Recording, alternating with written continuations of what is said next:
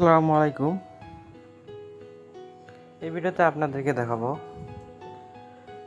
কিভাবে আপনারা কেউ যদি ইমুতে ব্লক করে সেটা নিজে কিভাবে খুলবেন, অথবা ইমুতে কেউ আর আপনাকে ব্লক করতে পারবে না সেটাও কিভাবে চালু করে সেটা আমি আপনাদেরকে এখন দেখাবো।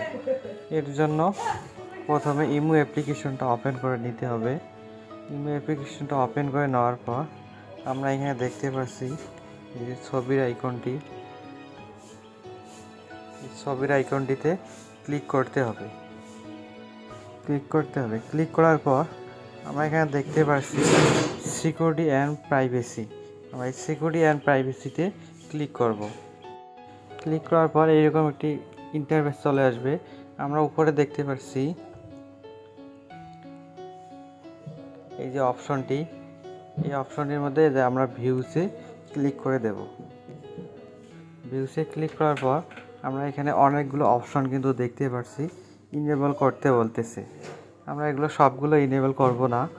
উপরেরটা আছে টাইম মেশিন, তার নিচেরটা হলো ব্লক স্ক্রিনশট কল, তার নিচেরটা হলো ব্লক শেয়ার,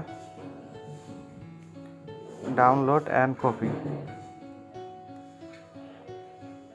তার নিচেরটা হলো যে ব্লক স্ক্রিনশট ফর কল। আমরা এগুলো সবগুলো চালু করে দিতে পারি, নাও দিতে পারি। আপনারা শুধু 3 নাম্বার অপশনটি ইনেবল করে দেবেন।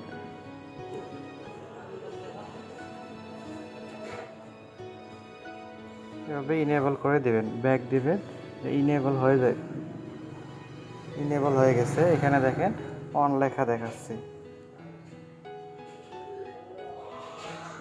এভাবে সবগুলো চালু করে দেবেন।